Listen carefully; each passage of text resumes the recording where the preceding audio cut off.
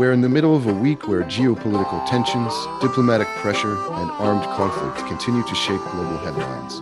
Today we're breaking down the most critical developments right now, from US-Europe diplomacy to renewed clashes in Ukraine. US lawmakers are now in Copenhagen trying to ease diplomatic tensions after comments from the US suggesting a future interest in Greenland. President Trump's remarks about potential tariffs and pressure on countries that don't go along with Greenland have alarmed European allies. This has forced a delegation led by Senator Chris Coons to meet with both Danish and Greenlandic officials to lower the temperature and reaffirm cooperative relationships. The situation highlights how even strategic interests in Arctic regions can quickly strain long-standing alliances, especially when security and economic incentives are involved. On the battlefield, Russia appears to be preparing what Ukraine's President Zelensky has called new massive attacks.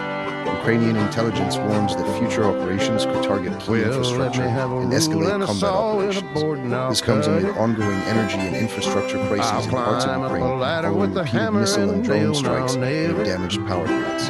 Kyiv is now urging allies for greater military support, especially for air defense. The warning from Ukraine underscores that the conflict remains intense and could widen without broader diplomatic intervention.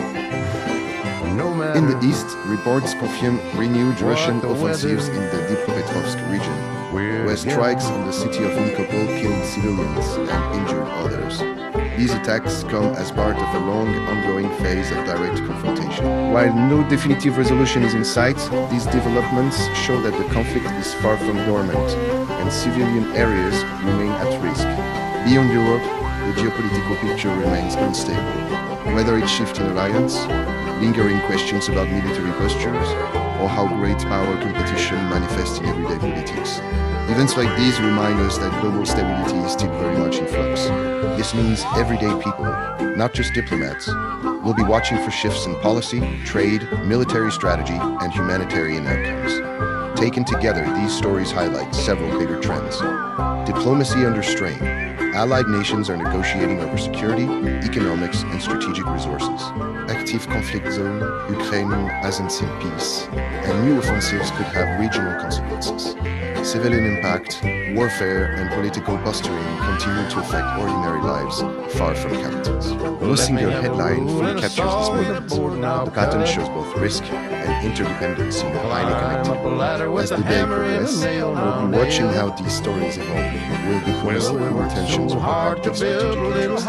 Will the Ukraine conflict expand further? And how will global leaders respond to mounting pressure from citizens in their own political systems?